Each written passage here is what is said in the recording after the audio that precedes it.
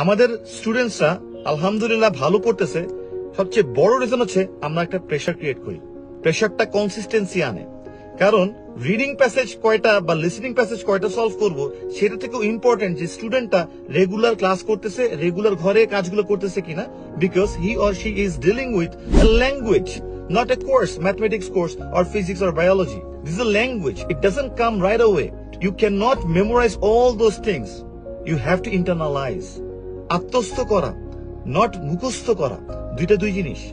So আত্মস্থর জন্য তোমাকে এমন একটা এনভায়রনমেন্ট করতে হবে এবং প্রেশারটা ক্রিয়েট করতে হবে যাতে তুমি এভরিডে এটা টাচে থাকো। সো আমাদের এখানে আলটিমেটলি আমরা যে রুটিনটা করে দেই এবং সেই রুটিনটা প্রপারলি কিন্তু মেইনটেইন করা হয়।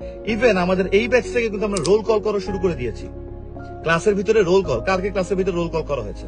রোল কল করা হয়েছে, কে কে জয়েন করেনি, কে কে হোমওয়ার্ক দেয়নি, তাদেরকে আমরা একটা নক দেই যে আমাদের কিন্তু হোমওয়ার্ক গুলো করতে হবে অথবা ক্লাসগুলো জয়েন করতে হবে। এই প্রেশারটা না থাকলে বিলিভ মি, কোন জায়গায় যদি এমন হয় আমি 12টা রিডিং ক্লাস দিচ্ছি, কোন জায়গায় যদি এমন আমি 8টা রিডিং ক্লাস দিচ্ছি, আমি 16টা রিডিং ক্লাস দিচ্ছি, ডাজন্ট ম্যাটার, তাহলে সবাই রিডিং এ 23টা কারেক্ট করতে হয় আউট অফ 40। এটাই পারে না মানুষ। কেন ইমাজিন? এটাই পারতেছে না অনেকে। কেন পারতেছে না? Because they don't have the consistency. একদিন করলাম, দুই দিনের দিন কোচিং সেন্টারে গেলাম না, nobody bothers, nobody tells, because এত প্রেশার কে নিবে?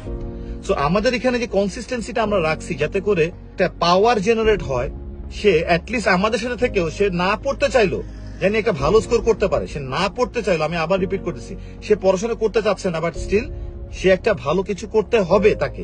ওই ফ্লোতে ফালানোর জন্য যতটুকু কায়দা লাগে, উই আর ডুইং দ্যাট।